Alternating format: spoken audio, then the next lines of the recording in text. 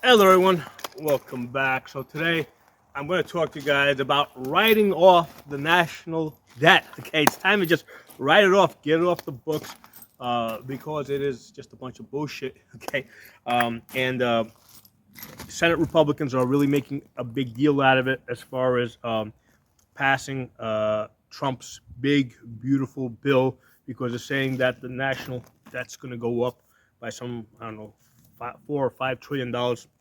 So let's back up. Let's put this thing into perspective with this national debt and what it's doing. So every 3 months, okay, the interest on the national debt, which the last time I looked at it was about $35 trillion. It's now probably up to 36 or $37 trillion. Every 3 months, okay, it goes up by $1 trillion because of the interest. Okay, so it's like if you got this gigantic credit card bill, and the credit card company's charging you $1,000 a month just in interest, right? And then between paying that $1,000 in interest, and paying your rent, paying your other bills, like you can barely make ends meet. So given that the interest is so high, you have no chance of ever actually paying it off. Okay, so right now, every 3 months, the interest charge is $1 trillion. So the national, and now they can't even pay it. So the national debt goes up by another $1 trillion. And because this national debt is continually compounding, right? Eventually, it's going to be every 2 months. It's going to be $1 trillion, and then eventually every month, the interest on the debt's going to be $1 trillion, and eventually it'll be like every 2 weeks they're charging $1 trillion. So we got to step back for a second and say, okay, fine. Right now you got $1 trillion that's being charged every 3 months. Who's benefiting from this, right? Who's getting this $1 trillion? Okay, so let's stop and think what the number trillion means. Okay, the number trillion is an astronomical number. If I tell you 1,000,000 seconds, that's about a week. Okay, if I tell you 1,000,000,000 seconds, that's 31 years. Okay, so huge jump there. If I tell you 1,000,000,000,000 seconds, 1,000,000,000,000 seconds is 31,000 years. Okay, so that's an astronomical number. We shouldn't even be talking in trillions unless we're talking about like molecules, or grains of sand or stars. The number trillion is an astronomical number. If you took $100 bills and you tried to stack them on top of each other, I mean, you would go into orbit, right? You would reach outer space with that. So it is a huge number. When they keep calling this, part of the problem here is that they're calling debt, this national debt, okay? And people think that we actually owe this to somebody. The number trillion is so big that there's nobody to lend $1 trillion to the government. Okay, it's just such a big number. So right there, that tells you that get rid of this word debt and substitute something else. And the word that we're going to substitute for debt is what it really is, which is money dilution. Okay, so every time the government basically raises the debt ceiling, right, what they're doing is they are printing up money electronically, and they are diluting the existing money. Okay, so it's just like if you got a pie, right, and you cut it in half, right? Well, now you got two pieces. You still have the same amount of material. You have one pie. Well, now let's say you cut that into quarter pieces, right? Right, you got 4 pieces, but you've got the same amount of material. You can cut it into eighths. You can continue to subdivide it almost infinitely, right? You can keep subdividing this pie all the way down to its molecules, right?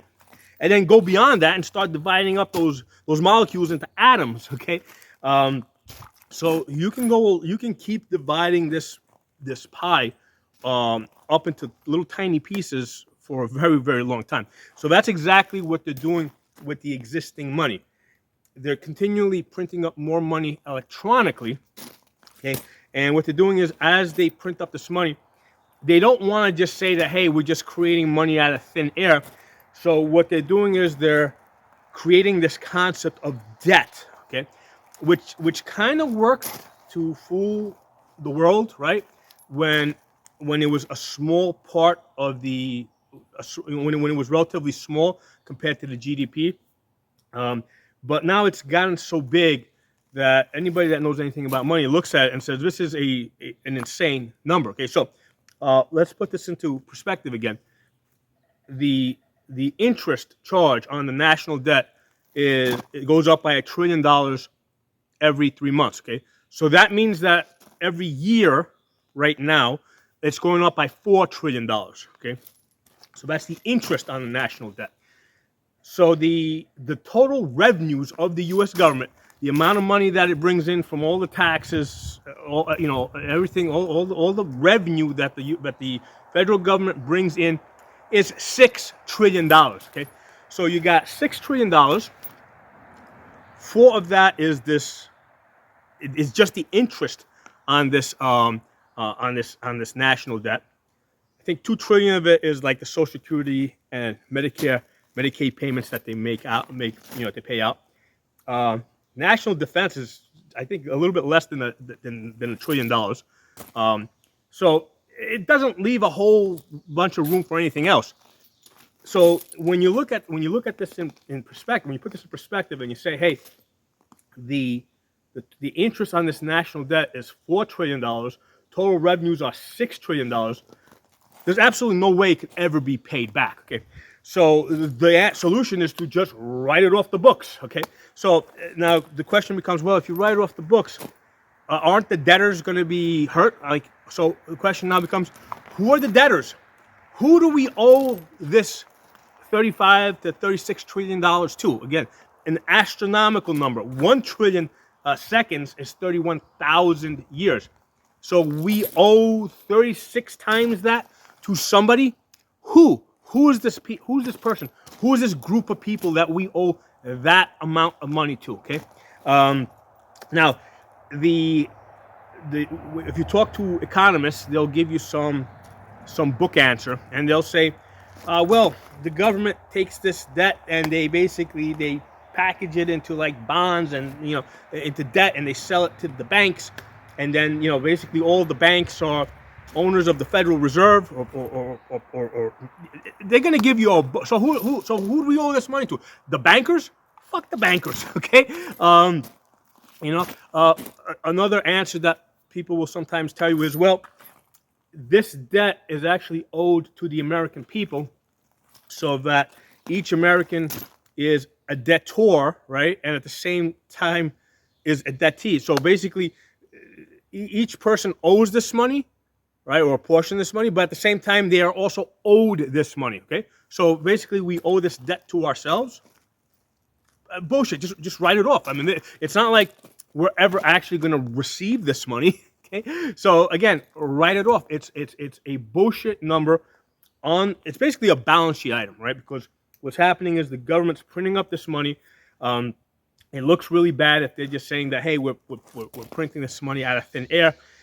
So they basically have this balance sheet item where they're putting it there and they're saying, hey, this is somehow, some way going to be paid back in the future, okay? And this kind of made sense, like way back when it was, just a few $1 billion, right? Like maybe back in the 1980s, early 1980s, it was a few $1 billion. Once it got up to $1 trillion, just forget about the 35, 36 trillion dollars that's at now. Once it got up to $1 trillion, people looked at it and said, people that understand money and understand numbers and saying, wait a second, the number trillion is a tremendous number, right? $1 trillion. A trillion seconds, again, is 31,000 years. Who do we owe this money to, right? So people started realizing that this is a balance sheet item, okay? And the reason why they keep it there is because it kind of looks bad for the government to basically come out and say, hey, you know what? Yeah, you're right. We have been diluting the money all along. Now, the issue with diluting the money, right, is essentially the taxing you, okay? Because what happens is anytime the government just prints up more money, what they're doing is they're reducing the buying power of your savings, right? Of the money that you're making and your savings. So as they print up more money, we see it in terms of prices going up, right? So we see the inflation, okay? So essentially, anytime the government reduces the buying power of your money, they have taxed you, okay? So the government has taxed us, right, to the tune of some $36 trillion without telling us that they've taxed us, because they've done it through money dilution, okay? Now, the reason why the government can get away with it, or has been kind of able to get away with it, is because they don't just tax us, right, the American citizens. They're actually taxing the entire world, okay? Because the dollar, since I think World War I, right, is basically an international currency. So all the major banks around the world hold U.S. dollars in their reserves. International transactions are done in U.S. dollars, right? So all countries around the world have to hold U.S. dollars. So when the government dilutes the money, right, they're not just taxing us, they're taxing the entire world, okay? And that is the reason why the United States can afford, I don't know, whatever, 20 aircraft carriers, right? And no other country in the world can do it, because no other country in the world has the ability to tax the entire world. Because the United States has the world's currency reserve, they're able to tax the entire world, which is fine. You know, if that's how they're going to do it, fine, tax the world through money dilution, but don't double tax us through income taxes and you know, all these other taxes that they keep getting. You know, I'm perfectly okay with, you know what, tax the rest of the world. You know, I'm okay if they keep printing the money, right? But drop this bullshit about future generations paying it back, because future generations are not going to pay it back. Okay, we're paying for it now through money dilution, right? It is a tax now.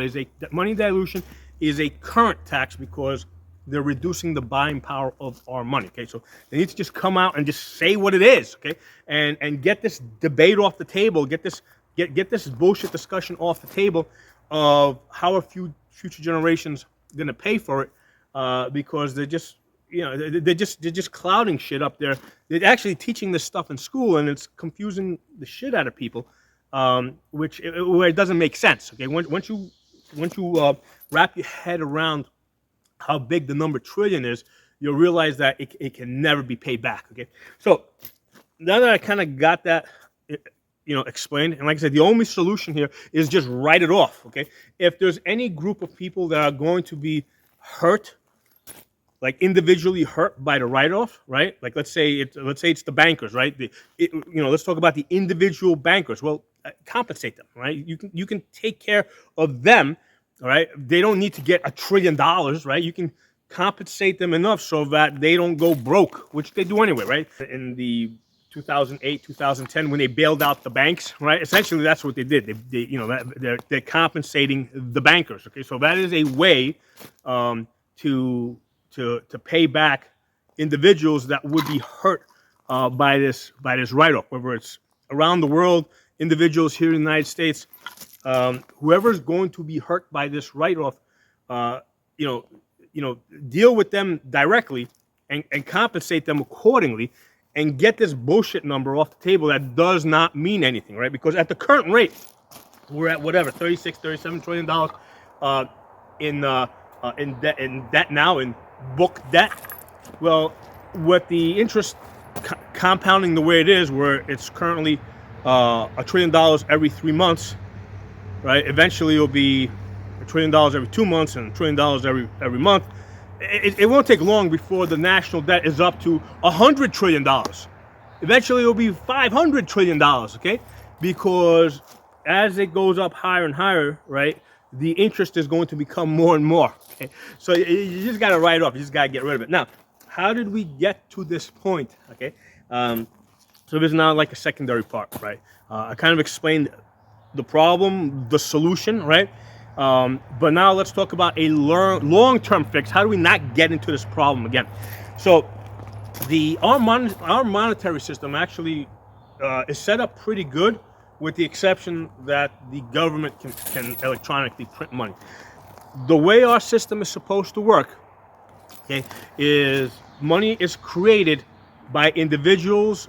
Money is created in the private sector by individuals and businesses when they go to borrow, right? So when you take a mortgage, right? Let's say you get a mortgage on your house for, let's say, $200,000. Okay, right? The bank, your local bank, right, electronically creates that money. Okay, the banking rules allow them to do that. Okay, so what they do is they take the deed to your house, right? You essentially give them a house, okay, and then they use that asset to electronically create the money. Okay, they do not create the interest. Okay, so here's the thing: if you get a mortgage for $200,000, let's say by the end of the term, you have to pay back $300,000. So they create the $200,000, but you got to pay back $300,000. So where's that extra $100,000 going to come from? Well, if you can imagine, suppose everybody this year, right, borrowed $200,000, everybody has to pay back $300,000.